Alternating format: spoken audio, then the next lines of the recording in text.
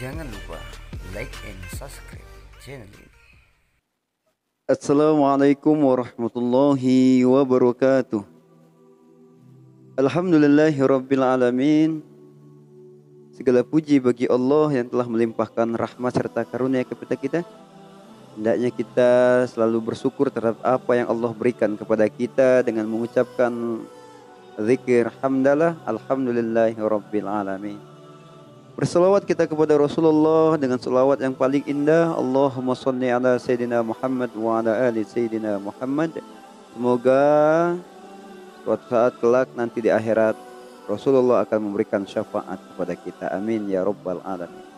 Pada kesempatan kali ini saya akan memberikan sedikit pengetahuan mengenai apa saja ciri-ciri orang yang terkena gangguan jin mahabbah atau jin kecintaan sehingga ia dapat menghalangi jodohnya.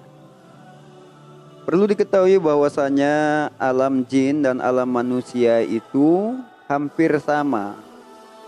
95% kehidupannya hampir sama, akan tetapi Allah berikan beberapa kelebihan untuk bangsa jin. Nalurinya sama, mereka saling mencintai, mereka cari nafkah, mereka berkeluarga, mereka berkelahi. Bahkan mereka pula berdakwah. Agamanya pun beraneka ragam seperti manusia. Akan tetapi terkadang ada sosok jin yang mencintai atau suka dengan manusia. Sama halnya seperti manusia suka dengan manusia, tapi ini bangsa jin yang suka pada manusia. Oleh karenanya, karena naluri jin itu hampir sama dengan manusia, maka ketika dia mencintai manusia, lantas ia merasa manusia yang dicintai itu adalah kekasihnya, adalah pacar atau istrinya atau suaminya. Maka sebisa mungkin jin ini akan menghalangi siapapun yang mendekatinya. Baik mendekati yang punya keinginan untuk serius menuju ke jenjang yang lebih serius lagi, ke pernikahan. Oleh karenanya dia dicintai oleh jin, jin sebisa mungkin untuk menghalangi jodohnya. Lantas apa sajakah ciri orang yang terkena gangguan jin mahabbah?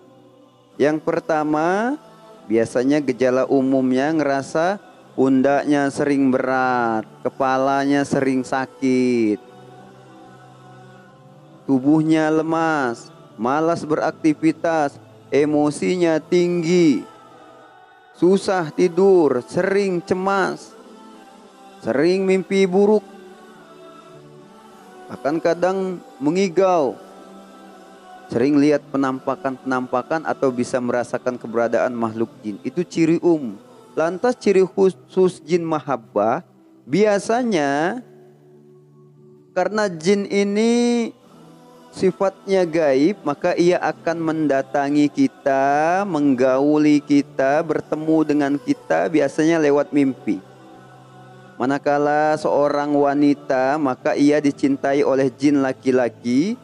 Dia biasanya menyerupai sosok laki-laki, baik tampan, ganteng, walaupun terkadang sering ganti-ganti orangnya. Mimpi bertamasya, berduaan, bahkan bersenggama. Sering mimpi, dan itu terjadinya sering. Ataupun laki-laki sering didatangi sosok perempuan di dalam mimpinya. Cantik, kadang wanitanya ganti-ganti.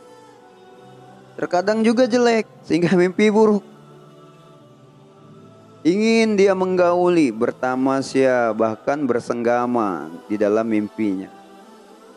Lantas yang kedua, biasanya ketika kita terkena indikasi gangguan jin mahabbah atau jin kecintaan atau penghalang jodoh, ketika kita didekati seseorang atau kita ingin mencari jodoh, kadang hilang perasaan.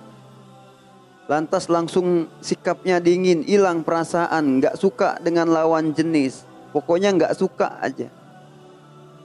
Begitu aja setiap dikenalkan seorang, hilang rasa sukanya. Awalnya pengen serius, ketika didekati hilang rasa sukanya. Begitu saja sehingga yang datang kepada kita, yang ingin serius kepada kita, lantas lepas begitu saja tanpa jawaban. Atau sebaliknya, ketika kita disukai oleh seseorang, orang itu suka dengan kita, lantas sikap kita dingin. Atau kita suka dengan seseorang, orang itu melihat kita seperti males aja, jelek, tua, nggak bergairah, nggak ada rasa. Padahal kita suka sekali sama orang yang kita sukai itu. Dan biasanya lama kelamaan kita hilang rasa dengan lawan jenis kita. Karena apa? Kita sudah merasa bahagia, happy dengan kesendirian kita.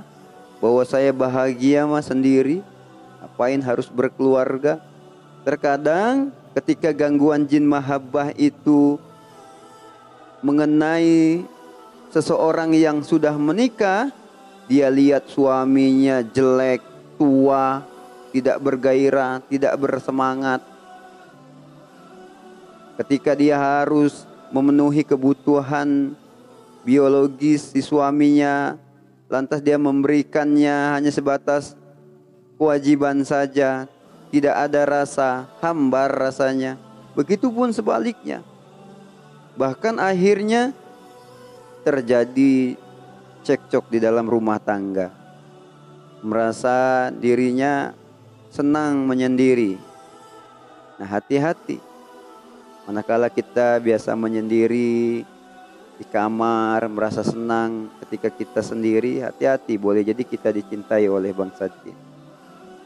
Maka apa solusinya dan bagaimana cara mendeteksinya bahwa apakah itu bagian dari gangguan jin atau bukan? Sederhana, yang pertama bisa dicek up dengan daun bidara. Ambil beberapa helai daun bidara, terutama ganjil, boleh 1, 3, 5 atau 7. Boleh dimakan begitu saja, rasanya pahit seperti daun jambu. Atau disobek-sobek, dicium 3-5 menit, biasanya memiliki reaksi. Datang reaksinya ketika kondisinya sehat, datang pundaknya berat, kepalanya sakit, bahkan mual, muntah, bahkan kadang bisa terjadi kesurupan. Atau yang tadinya kondisinya pening, pundaknya berat, ketika dia konsumsi bidara, langsung seketika sehat. Dan itu pun terindikasi dia punya gangguan jin. Yang kedua, bisa dengan ruqyah, mendengarkan lantunan ayat suci Al-Quran, terutama khusus ayat-ayat ruqyah yang diniatkan untuk mendeteksi jin yang ada di tubuh. Boleh mendatangi peruqyah atau bisa langsung mendengarkan ayat suci Al-Quran. Biasanya ketika kita mendengarkan ayat suci Al-Quran atau mendengar azan, lantas langsung pening, bawahnya panas, emosi, gelisah. Boleh jadi kita terindikasi kita mempunyai gangguan jin. Insya Allah, manakala kita mau menterapi diri kita dengan meruqyah, atas izin Allah, jinnya pun akan pergi. Tapi itu perlu proses. Terkadang si pasien ini, orang yang terkena gangguan jin ini, inginnya instan. Sehingga dengan instannya bisa nggak langsung dipagar, bisa nggak langsung dikunci, nggak bisa. Maka ada istilah pagar, dikunci, itu pakai apa kuncinya? Pagar yang paling baik perlu diingat. Pagar yang paling baik adalah pagar ketaatan. Manakala kita mau taat, berlindung hanya kepada Allah, maka Allah akan jaga kita, lindungi kita. Ketika Allah sudah jaga dan melindungi, tidak ada satu makhluk pun yang bisa menyakiti kita. Akan tetapi yang ditawarkan terkadang adalah pagar-pagar gaib, membuang sosok jin yang bukan darinya, memberikan khodam dari si paranormal itu. Hati-hati. Apakah ini baik? Tentu tidak baik. Mengapa? Ibarat kita menyimpan bom waktu. Yang namanya bom waktu suatu saat dia akan meledak. Manakala paranormalnya meninggal, dukunnya meninggal, maka tubuh yang dimasuki jin ini menjadi jaminannya sampai mati, rumahnya sampai mati. Itu bahayanya. Ketika kita memutuskan untuk bertobat, dia akan berontak. Maka hendaknya sedikit pun jangan coba-coba untuk memasukkan sosok jin, terutama khodam-khodam. Oh, kita semua punya jin Ustadz. Ya, ada namanya korin, jin pendamping. Ketika bayi itu lahir, maka Allah titipkan jin penjaga, malaikat penjaga, dan iblis titipkan satu jin yang namanya korin untuk menyesatkan. Tapi jin korin nggak bisa buat kesurupan. Mudah-mudahan bagi yang merasa mempunyai indikasi-indikasi gangguan jin mahabbah, maka hendaknya taat kepada Allah. Coba bisa dicek up dengan daun bidara atau ruqyah. Semoga Allah jauhkan kita dari gangguan-gangguannya, dari tipu dayanya, dari makar-makarnya. Mungkin itu saja yang dapat saya sampaikan.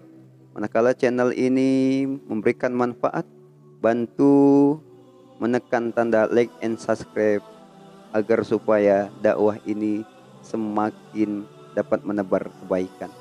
Mungkin itu saja yang dapat saya sampaikan. Kurang dan lebihnya saya mohon maaf. Billahi taufiq wal hidayah. Wassalamualaikum warahmatullahi wabarakatuh.